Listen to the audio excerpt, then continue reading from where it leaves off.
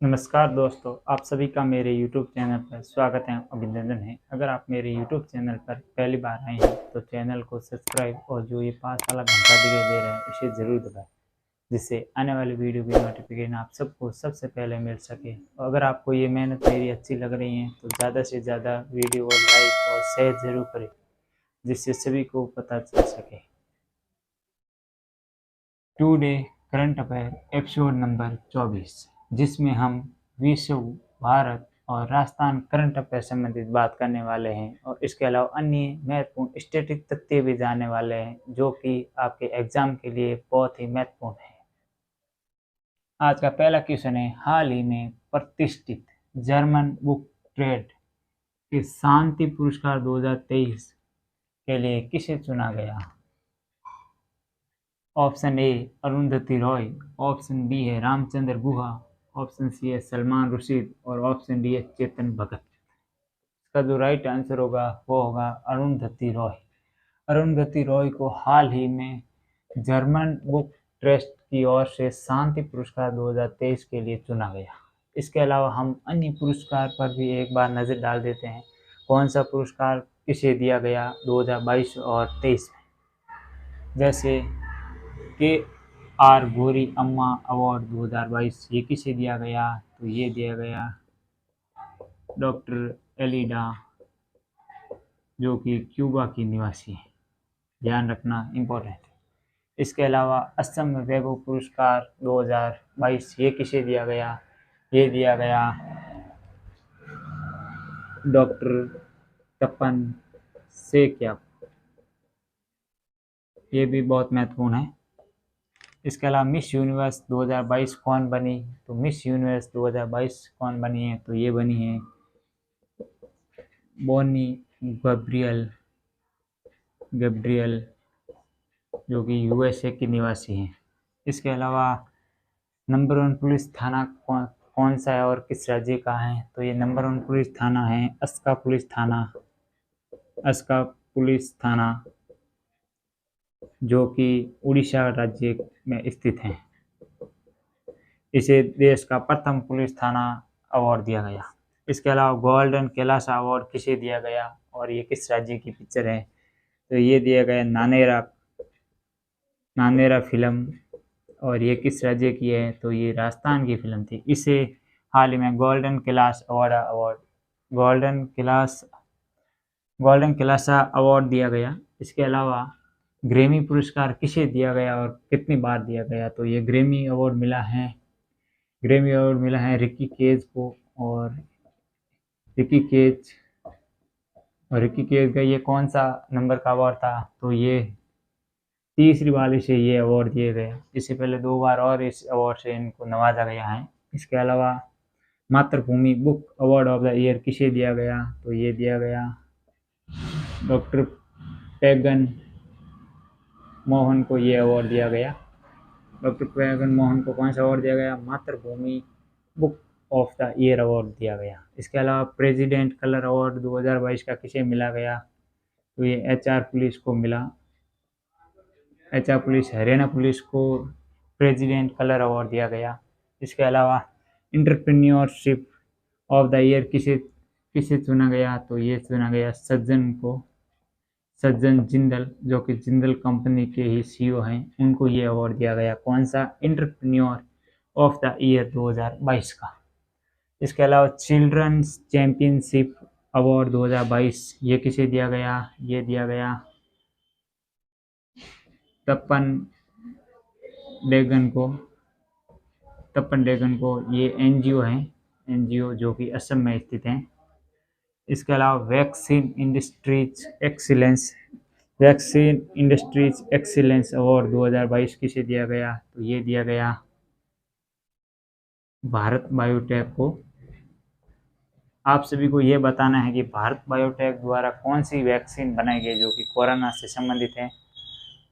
देखिए, हम एक क्वेश्चन के अंदर कितने फैक्ट याद किए हैं, जरूर नहीं है कि ये भी परसेंट डायरेक्ट छपे। इसके अलावा इनमें से भी आ सकता है या इनको घुमाकर भी दे सकते हैं, इसलिए हम एक क्वेश्चन के अंदर लगभग 20 क्वेश्चन कर रहे हैं। तो आप सभी को ज़्यादा से ज़्यादा लाइक और शेयर भी करना है और सब्सक्राइब भी करना है चैनल को। इसके अलावा आज का दूसरा क्वेश्चन है, हाल ही में समलैंगिक विवाह को वैध करने वाला मध्य यूरोप का पहला देश कौन सा है?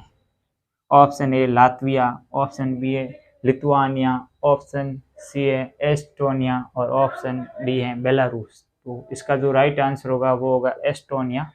एस्टोनिया ने हाल ही में समलैंगिक विवाह को वैध घोषित किया है, जो कि ये करने वाला मध्य एशिया का पहला देश है। इसके अलावा आप सभी को ये बताना है कि लिथुआनिया, लातविया, लिथुआनिया और बेलारूस और एस्टोनिया, इनमें से कौन से 3 देश हैं जो कि एक समूह में स्थित हैं और इसका नाम क्या है वो भी आप सभी को बताना है। इसके अलावा आज हम इस क्वेश्चन के अंदर प्रमुख देश, उनकी राजधानी और प्रमुख देश, राजधानी और उनसे संबंधित कौन कौन सी उनकी मुद्रा है वो भी देख लेते हैं। ये भी बहुत ही इंपॉर्टेंट है। जैसे थाईलैंड की राजधानी कौन सी है? बैंकॉक। और वहाँ पर कौन सी मुद्रा प्रचलित है? तो वो है थाई बेत है, वो थाईलैंड की प्रचलित मुद्रा है।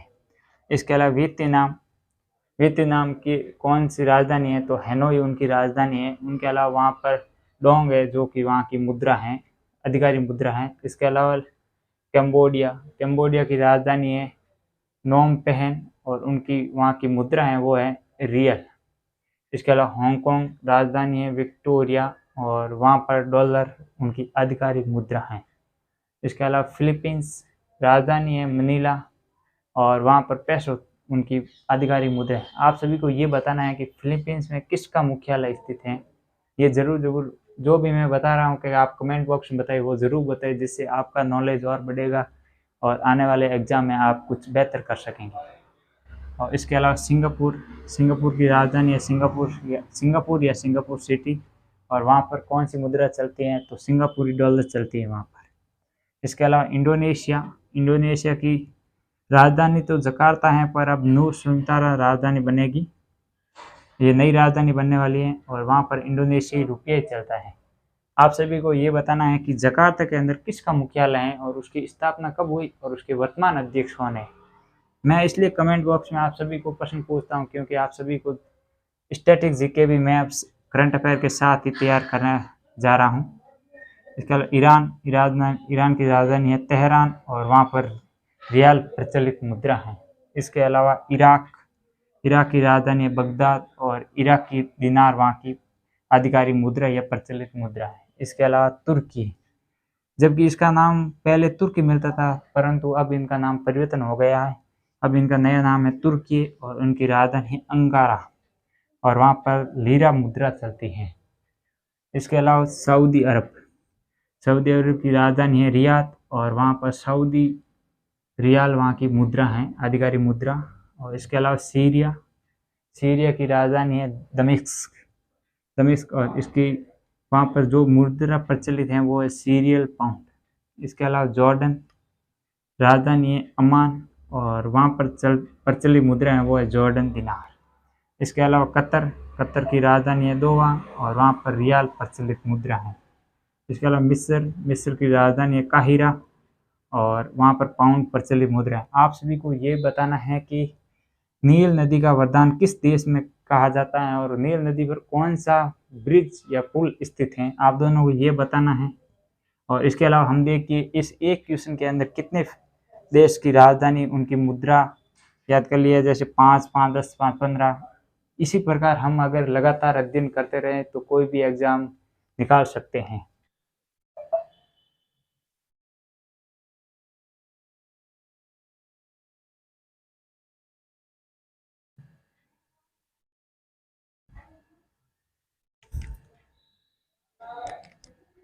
आज का तीसरा क्वेश्चन है, हाल ही में जारी स्टार्टअप इकोसिस्टम वैश्विक सूची में शीर्ष पर कौन रहा है? Option a New York, option B है सिलिकॉन वैली, ऑप्शन सी है बेंगलुरु और ऑप्शन डी है दिल्ली। इसका जो राइट आंसर होगा वो होगा सिलिकॉन वैली। हाल ही में जारी वैश्विक स्टार्टअप इकोसिस्टम वैश्विक सूची में सिलिकॉन वैली को प्रथम स्थान प्राप्त हुआ है। इसके अलावा भारत के बेंगलुरु को 20वें नंबर पर स्थान प्राप्त हुआ है, वह दूसरे स्थान पर न्यूयॉर्क को प्राप्त हुआ है। इसके अलावा हम प्रमुख सूचकांक देख लेते हैं और उससे संबंधित पूरी डिटेल देख लेते हैं, कौन सूचकांक जारी करता है और भारत की रैंक कौन है, प्रथम कौन है, अंतिम पर कौन है, कब जारी की गई। जैसे लोकतंत्र रिपोर्ट 2023, लोकतंत्र से संबंधित ये रिपोर्ट है। ये कौन जारी करता है, तो जारी करता है वी डैम जारी करता है। और इसके अलावा प्रथम स्थान किसे प्राप्त हुआ है इस रिपोर्ट में, प्रथम स्थान डेनमार्क को प्राप्त हुआ है। और अंतिम स्थान इस रिपोर्ट में किसको प्राप्त हुआ है, तो इस रिपोर्ट में अंतिम स्थान उत्तरी कोरिया को प्राप्त हुआ है। उत्तरी कोरिया जो कि तानाशाह राष्ट्र है। और भारत का इसमें कौन सा स्थान है, तो भारत का इसका 97वां स्थान है। और ये जारी कब हुई है, 2023 में। ध्यान रखना है, बहुत ही इम्पोर्टेंट। इसके अलावा वैश्विक प्रशंसा रिपोर्ट 2023, ये रिपोर्ट कौन जारी करता है, तो ये रिपोर्ट यूएसडीजी द्वारा जारी की जाती है, यूनाइटेड नेशन डेवलपमेंट गोल।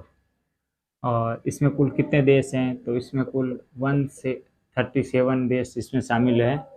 और प्रथम स्थान किसे प्राप्त हुआ है, तो फिनलैंड को प्रथम स्थान प्राप्त हुआ है।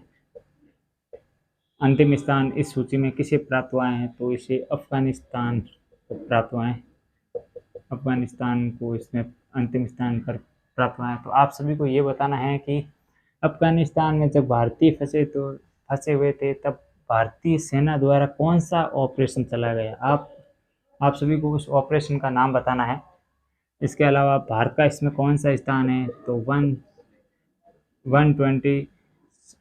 126 इसको स्थान प्राप्त हुआ है, भारत को 126वां। इसके अलावा अंतर्राष्ट्रीय बौद्धिक संपदा सूचकांक 2023, ये भी 2023 में जारी की गई, ये भी 2023 में जारी की गई, ये भी 2023 में। ये तीनों बहुत इंपॉर्टेंट हैं। अक्सर इससे रिलेटेड एक दो क्वेश्चन आपको एग्जाम में ज़रूर देखने को मिलेगा आगे आने वाले दिल्ली पुलिस, एसएससी सीजीएल, इसके अलावा अन्य जो भी राजस्थान में भी जो भी एग्जाम आएंगे उनको, जैसे जूनियर अकाउंटेंट, सभी में बहुत इंपॉर्टेंट। ये कौन जारी करता है, तो यूएस चैम्बर्स ऑफ कॉमर्स द्वारा ये जारी की जाती है। इसमें कुल 55 देशों को शामिल किया गया है। प्रथम स्थान यूएसए को प्राप्त हुआ है, व अंतिम स्थान वेनेजुएला को प्राप्त हुआ है। वेनेजुएला, आप सभी को ये बताना है कि वेनेजुएला की राजधानी का क्या नाम है। और भारत को इसमें कौन सा स्थान प्राप्त हुआ है, तो 42 स्थान इसे भारत को प्राप्त हुआ है।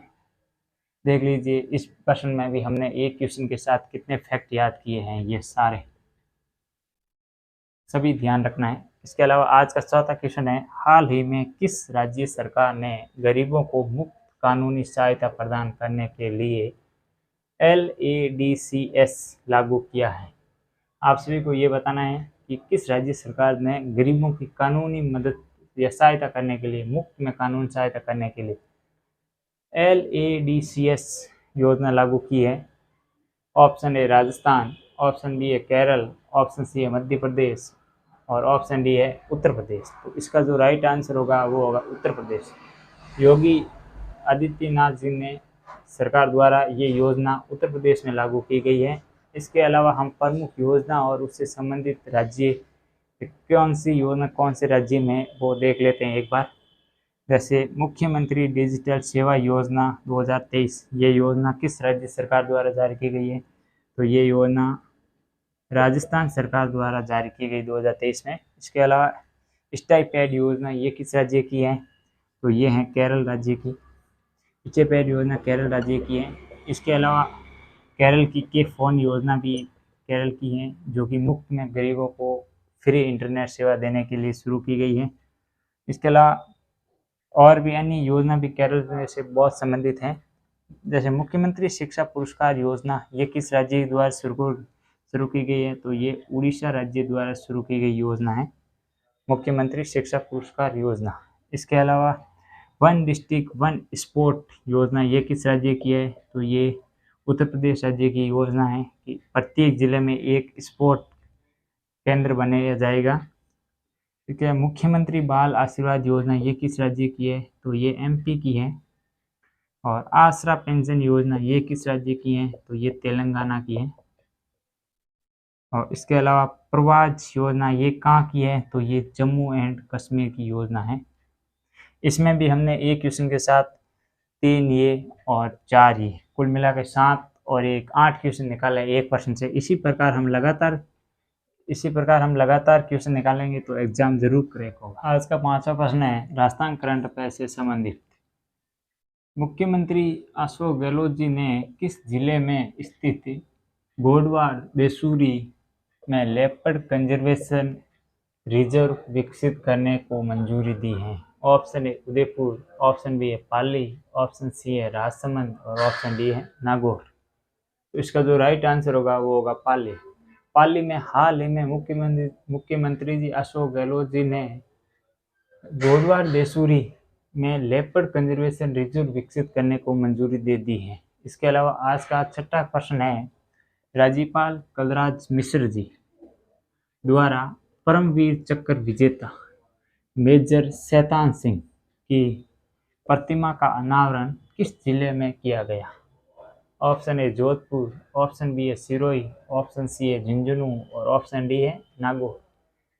तो इसका जो राइट आंसर होगा वो होगा सिरोही, न कि जोधपुर। आप सभी मेजर शैतान सिंह जी का नाम सुनकर जोधपुर मत कर देना, क्योंकि ये बहुत इंपॉर्टेंट है और आने वाले एग्जामों में ये आएगा क्वेश्चन, और इसमें पहला ऑप्शन जोधपुर ही दिया होगा और अधिकतर स्टूडेंट जोधपुर मेजर शैतान सिंह जी का नाम सुनकर जोधपुर ही करेंगे, जो कि सरासर सभी का गलत होगा। इसका जो राइट आंसर है वह सिरोही।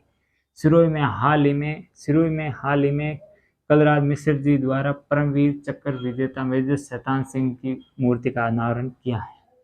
इसके अलावा कल का प्रश्न था हाल ही में राष्ट्रपति जी द्रौपदी मुर्मू जी द्वारा राष्ट्रीय फ्लोरेंस नाइटिंगेल अवार्ड 2022 से किसे सम्मानित किया गया? तो इसका जो राइट आंसर था वो था नीरज तपोलिया को ये राष्ट्रीय फ्लोरेंस नाइटिंगेल अवार्ड 2022 दिया गया। इसके अलावा आज का प्रश्न है चिकित्सा विभाग द्वारा प्रदेश की कितनी ग्राम पंचायतों को टीबी मुक्त घोषित किया है? तो आप सभी को इसका आंसर कमेंट बॉक्स में बताना है। आप सभी ये भी बताइए कि आपको वीडियो कैसा लगा, कितना हेल्पफुल लगा, और मेरे द्वारा जो current affair plus static GK में जो कवर करा रहा हूँ वो आपको कितना समझ आ रहा है और कितना हेल्पफुल है। और ये अगर ये वीडियो अच्छा लग रहा है तो अपने दोस्तों को शेयर जरूर करें, अधिक से अधिक दोस्तों को बताइए। थैंक यू, धन्यवाद।